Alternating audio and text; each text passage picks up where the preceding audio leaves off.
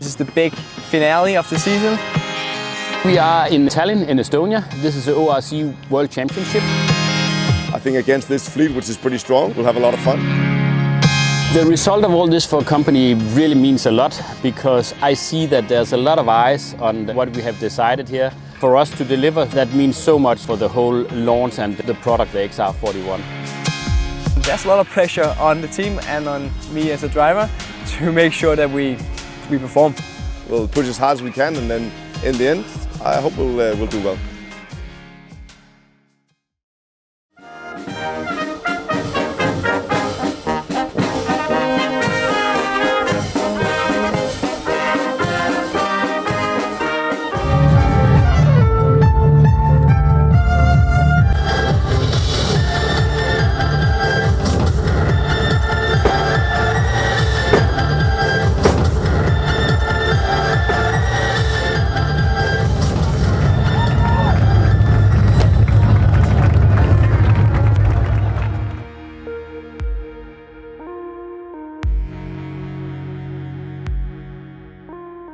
We got the first race of the regatta. We had a practice race yesterday, but now we're into the real racing. So we're going to start with the offshore race, just about 200 miles, which is quite a bit.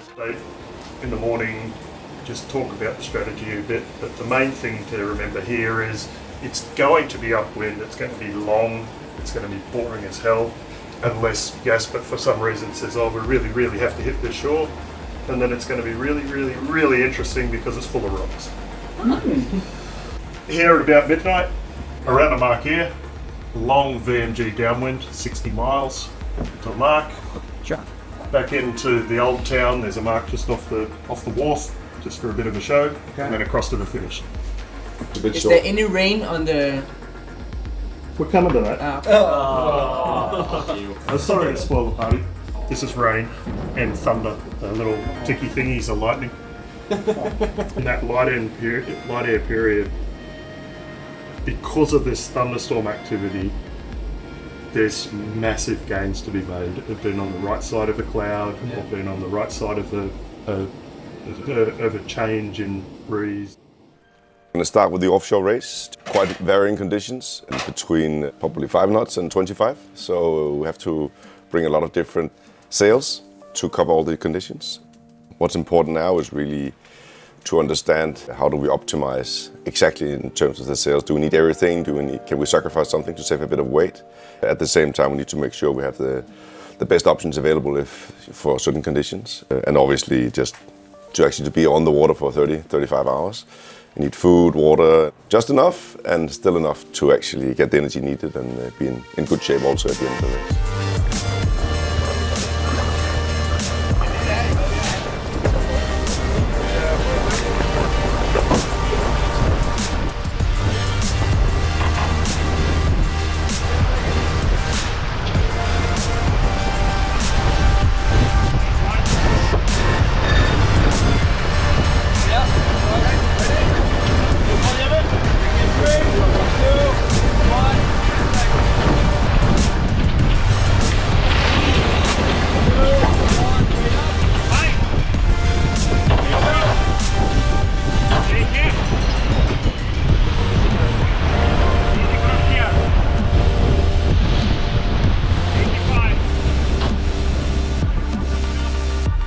So the racing was actually quite tricky because first of all there was a big change in the last weather update to go to the north and to the south on that big long upwind, and we decided to go with the latest info, which was suggested to go north, but at the same time it looked like the old southern route was still really strong, and I have to say that it was not an easy call. It was a great race. To be honest, I'm a little bit tired now. I only got 40 minutes of sleep, but I guess that's the whole part of it. I say one of the reasons we came out successful was not only because of strategy, but also just because of pure boat speed. We set the boat really well, and that saved us.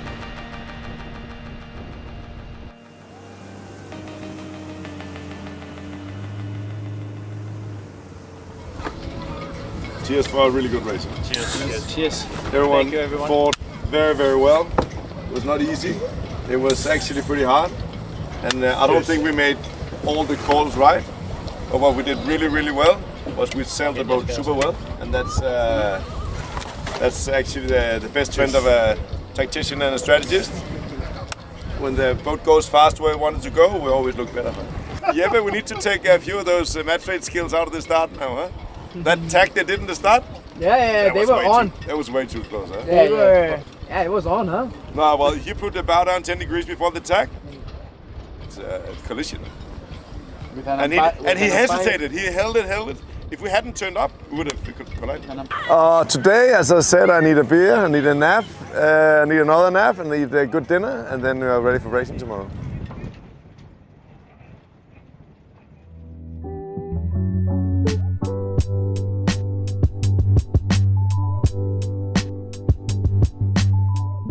It's been quite a good season for us. It's been a very steep learning curve working with the team and with the X-Shack designers. We started off back in February in Haderslev, 2 degrees, 1 degree. We were freezing our asses off, sorry for my language. It was so super cold. 3, 2, 1, and wait up.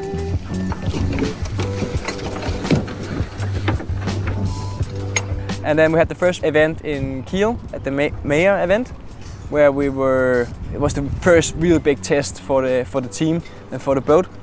And it was some very close racing, but we managed to get away with a win. And that was big relief for us as a team and for X-Shack, obviously. When we got the result of the first race, Krang was on board, the CEO of X-Shack, and I could swear that he jumped 1.5 meters up in the air when he saw the result from the first race. So delivering with 2 first the first day, that was a relief for me, I can tell you, and also the team. And then we had 2, 3 more events here in the spring. We had the X-Shack Gold Cup and Kieler Woche. We managed to do well at all these events and actually be at the top spot in all of them. So today plan is inshore racing, or actually up and down racing, as you say. So 3 races are planned, light to medium breeze, probably mostly light. Very different from what we've just been through. So it's different tactics, a little bit different setup, and then it's really fast paced. We have to make quick decisions and be strong on boat handling.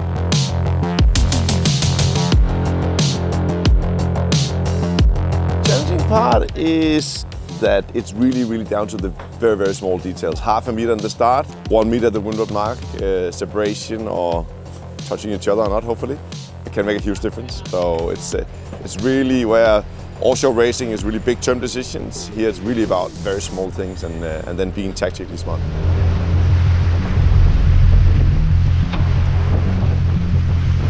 1-1-2 was the result, and in a very competitive fleet, I think you have to be really happy with that result. I think the feeling on board was that we had a lot of difficult moments, but in general we were able to all the time fight the way back, and obviously winning 2 out of 3 races was amazing. Class B, overall winner. We got them here yesterday also for the offshore race, and we are ready to call again. Bow number 26 coming from Denmark, Formula X. Jesper Ladik, Ross Kickers, Gustav Denesen, Enrico Turrini, Gonzalo Arroyo, Thor Malte Andersen, Jet Borch, Rasmus Tato, Mattias Rossi, Mats Christian Tato.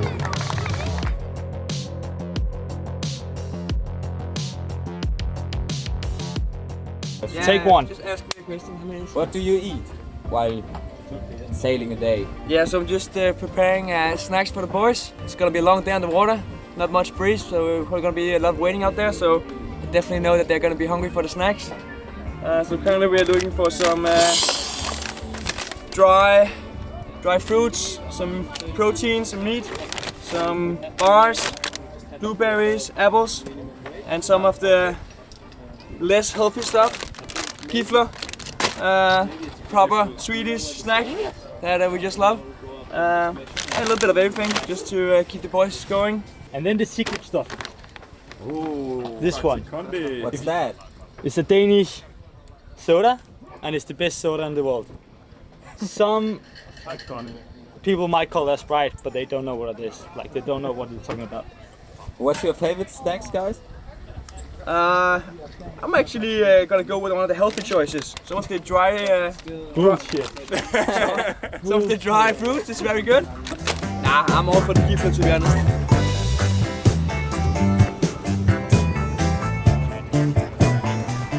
Difficult forecast, very light. We knew it's going to be hard to sail. If they suddenly decide to start even those difficult conditions, it's their call to make it, not ours to decide if we can sail or not. So even though you were relaxing all day, it was actually kind of intense.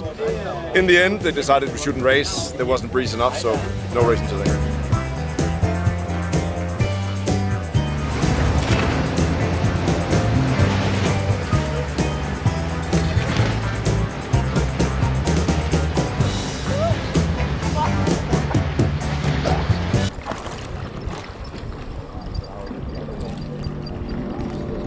I was just diving, cleaning the bottom and the keel, so we are ready to race.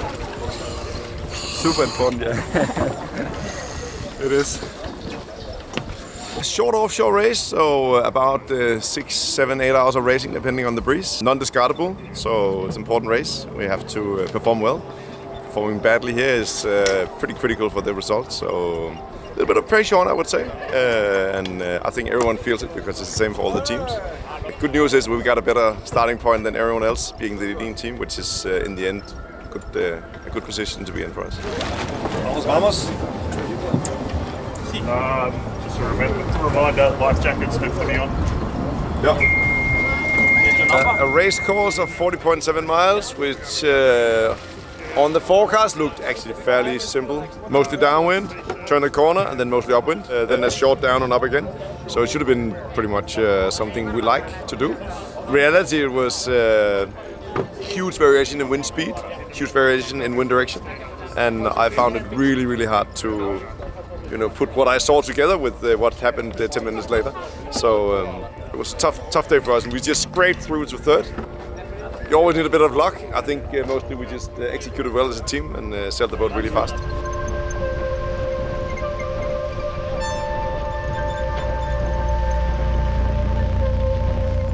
You will be checked today and will let us know as soon as possible whether it's the crew weight or the freeboard measure or the biggest sales measure. These inspections that should be done for everybody. You were too fast. It's 2-1. Yeah, so always when you are one of the top performing teams, they want to check the boat is okay. So right now they're doing this called flotation. They're basically telling us if the boat is weighing what it should be, it has a balance it was supposed to be according to the certificate. So fingers crossed, it comes out good, and then we are ready to race tomorrow.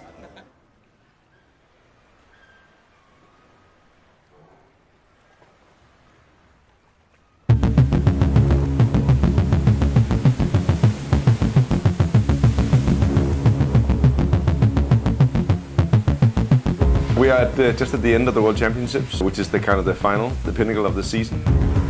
We are in a super good position. We're leading. We have a 5 points cushion to the next boat. When we get a discard kicking in, things will change a little bit. We actually have another Danish-German team that is kind of approaching our position. So in the end, it could get really close. But I would say from how we have sailed so far, we're in a strong position.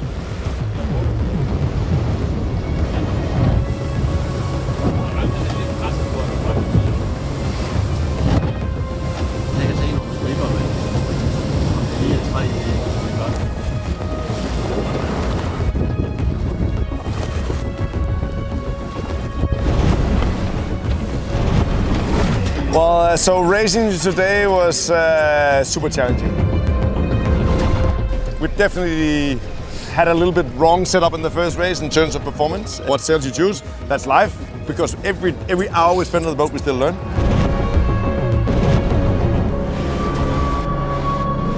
So we were struggling a bit in the first race, managed to scrape through, got a second. Then we did some adjustments for the second race. Felt much better, it was building breeze. I mean, apart from hitting the mark, we were really fast and we were just launched basically. I can tell you, seeing from the side in the powerboat, the downwinds, that was just a blast watching that when you came down there. What did you do, 18 knots plus? We did do 20 through the race and then 24 out the race. Okay.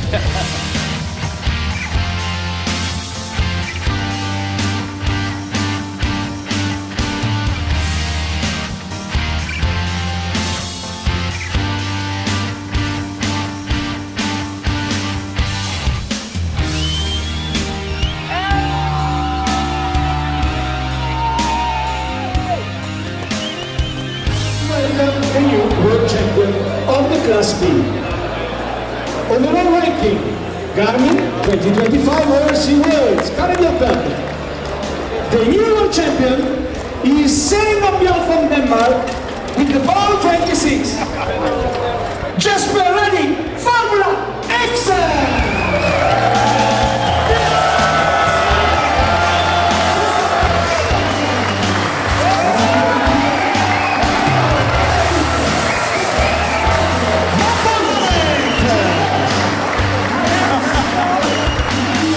The plan was to build a boat that is actually really fun to sail. I think what's super important when you do sports, you need to have fun. And what is fun? It is to have a boat with speed potential. Also, it really encourages the sailors to perform because you can actually see physically the boat going faster. So the first time we hoisted in good breeze and the boat weight speed went to 12, 14, 15, 16, I felt like this is good because this is going to be fun for the rest the next 16 months.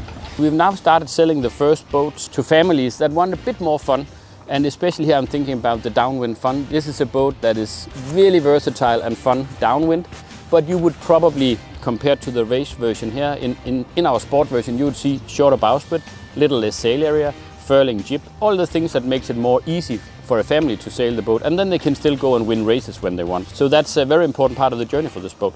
We are constantly optimizing and working close together with X-Yacht and the designers in X-Yacht to try and improve the boat and improve the performance. So I have been on a very, very steep learning curve, and I'm really glad that I had the chance to join this team.